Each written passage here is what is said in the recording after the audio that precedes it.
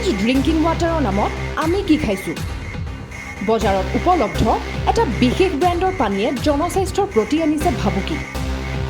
নগাঁৱৰ বজাৰত ক্ৰয় কৰা এটা পানীৰ বটলে উদঙালে ভয়ংকৰ তথ্য। ভালদৰে মন কৰক এই পানীৰ বটলটোলৈ।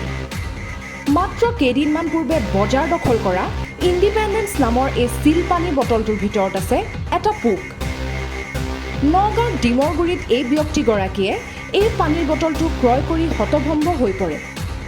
এতিয়া আপুনিয়ে ভাবক, বটলিং পানীৰ নামত আচলতে আমি কি খাইছোঁ? অতি সুৰক্ষিত আৰু স্বাস্থ্যসন্মতভাৱে বটলিং কৰা বুলি দাবী কৰা এই পানীত কিদৰে পোক সোমাল সেয়া এক ডাঙৰ প্ৰশ্ন। এই ক্ষেত্ৰত সংশ্লিষ্ট কৰ্তৃপক্ষই কি ব্যৱস্থা গ্ৰহণ কৰে সেয়া হ'ব লক্ষণীয়। পানীৰ বটলটো যোৱা পৰহিত 1 এপ্ৰিলত মোৰ ল'ৰাৰ জন্মদিন।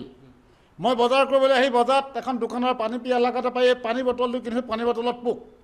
এইটো চাওক, ইণ্ডিপেণ্ডেণ্ট নতুনকৈ আহিছে। আৰু এই বস্তুটো এই পানী খাই পেলাই মানুহ কি হ'ব? আমি কেনেকৈ জীয়াই থাকিম সেইবিলাক খাই পেলাই? সেইকাৰণে মই আপোনালোকক সাংবাদিকসকলক মই জনাবলৈ আহিছোঁ। এইটো কি পানী খুৱাইছে? এনেকৈ পানী খাই আমাৰ মানুহবিলাক কেনেকৈ থাকিব জীয়াই? এইটো চিল বটল। এইটো চাওক। আৰু এই পানী খাই পেলাই অসমীয়া মানুহবিলাক আমাৰ মানুহবিলাক কি অনিষ্ট হ'ব আপোনালোকে চিন্তা কৰি চাওক। এইটো পৰিৱেশত এইটো পৰিৱেশততো এইটো পানীটো কেনেকৈ চলিব কওকচোন? এই চাওক পোক। আৰু এইটো পানী খালে চাওক, পানীৰ কালাৰটো চাওক আপোনালোকে। আমি বহুত পানী আহিলে আমি পানী পিয়াহত পানী খাওঁ, কিন্তু এই পানীৰ কালাৰটো আপোনালোকে চাওক। এইটো কালাৰ পানী মানুহ খাব কেনেকৈ?